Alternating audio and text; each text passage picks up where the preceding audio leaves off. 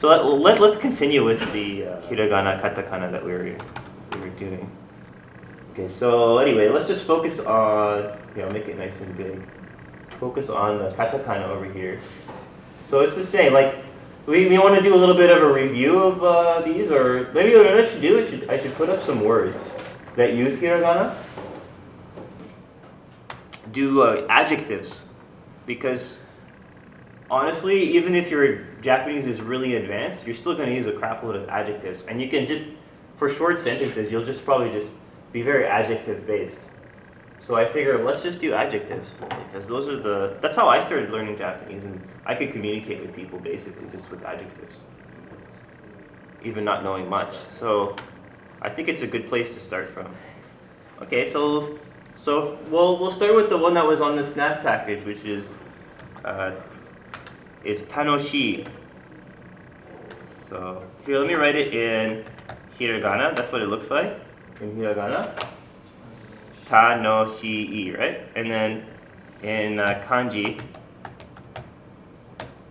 it's like you're gonna have that tanoshii. I have a Japanese installed, and I use the keyboard, and I switch to hiragana mode. And then when you press space after you write in the word, it'll give you options for kanji. Because I know how to set it to this, but I don't know how to change it to kanji. Yeah, it's like, here, let's do this again. So here you write it in, you press space, and then it gets a suggestion. You press space again, you can check other suggestions. You may have noticed on the package it didn't say tanoshi, it actually said tanoshimi.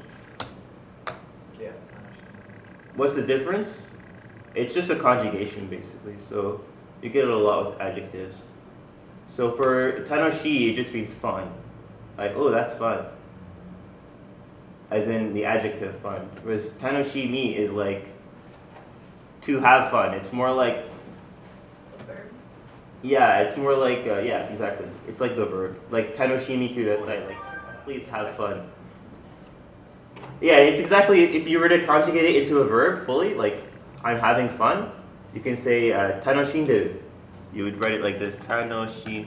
So it's basically turning that adjective into a verb. I think it's tanoshindeiru. Like, I had it, not tanoshinderu. Yeah, no, you wouldn't write it that way. It's just tanoshindeiru. And if it was polite, maybe in the context of having fun, you probably wouldn't make it polite, but use tanoshindeimasu. So that's a little bit examples of the conjugations. This is the more polite form, tanoshindeimasu, versus tanoshindeiru, which is regular form of futsu. Whereas tanoshindeimasu is polite or teine. If I bring that word up, teine. That's what teine looks like. It means polite, as in polite form. So let me write that in hiragana over here. Teine. This is the kanji for teine.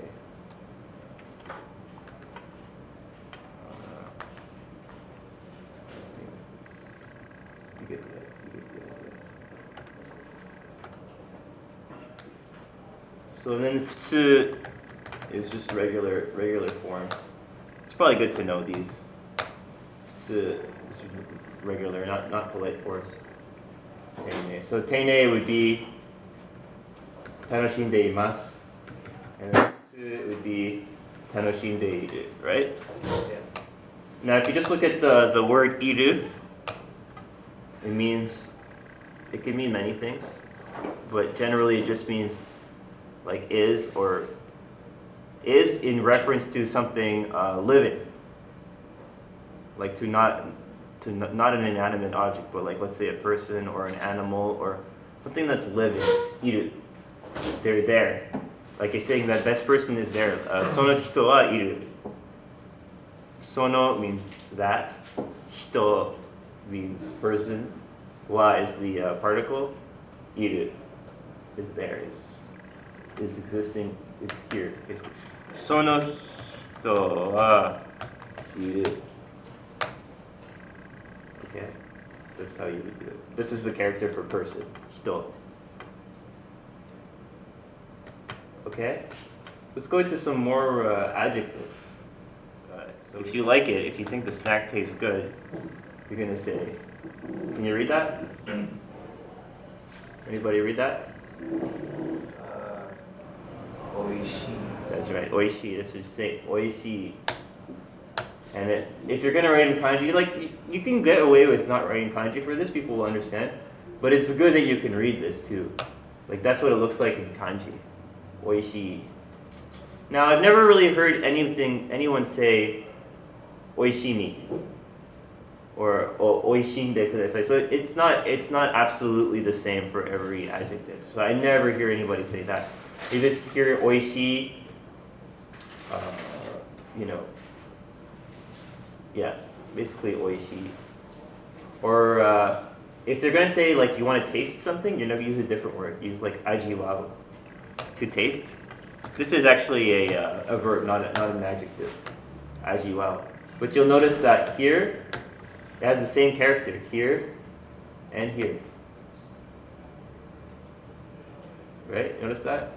Same Chinese character, same kanji. That's because it means taste. It's the same character for taste. This character alone, if you take this out, it's just aji. Here, aji. It's just aji. And aji means taste. So you notice that in oishi, meaning it tastes good, you have taste here, and then you have this character here, which means like beautiful, or attractive, or appealing. So appealing taste is going to be delicious, right? That's how they come up with their words in the Chinese characters, what they're going to use and so on. Another very common adjective, suki. Suki means I like it. Now I notice they do have the word for love, but they don't usually use it a lot. Like if they want to be more poetic or something, they might use the word for love. But in general, they're going to say ski, or they're going to say even I like it. They're not really going to like it. They like it a lot. Daisuki. Okay. And this is interesting because if you compare this to Chinese, this character for suki in Chinese means how. Like ni hao, how. In ni hao, how. It actually means, in Chinese, it means good. But in Japanese, they choose for it to mean like. So they use the same characters, but they don't always use it in the same way. So this character here, you also see it a lot. It's also pretty good to know, and it's not a very hard character. It's one of the easier kanji, so I can write it over here. It's da, or dai in this case, or o. Basically means big. It's very simple. It's just 3 strokes like that.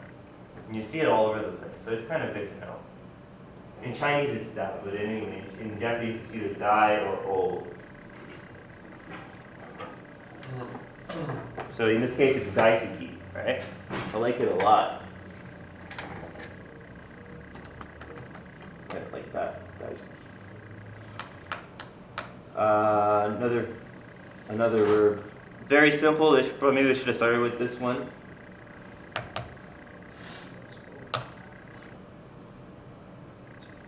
Can you read that? Hopefully you can read that.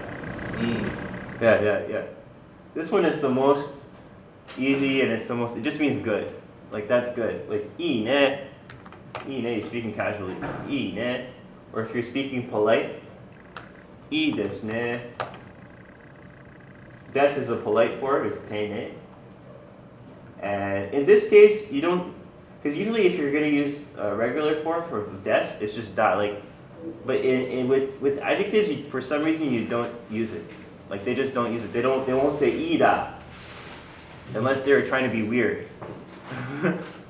They'll usually say just ii ne or iyo ne, something like that.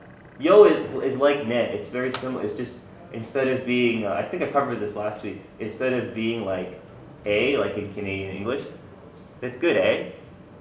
Yo is like, it's more like, it's good, like, more like I'm trying to tell you it. It's not like you also just agree with me and you also know, but maybe you didn't know and I'm informing you.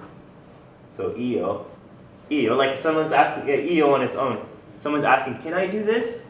And you say, yeah, you can do it. Yeah, it's okay, it's good. Say iyo.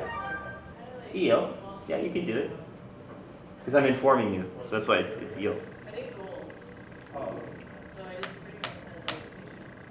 So yeah, anyway, e. And actually, this does have a kanji. But if you want to write it in kanji, e is actually the casual way to say it, and it's the way most people will say it and even write it nowadays. But it's coming from yoi.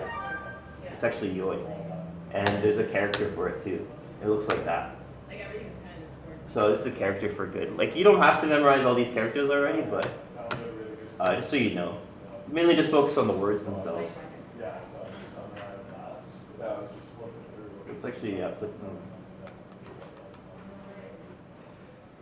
So here, just so I have them out there for you to notice.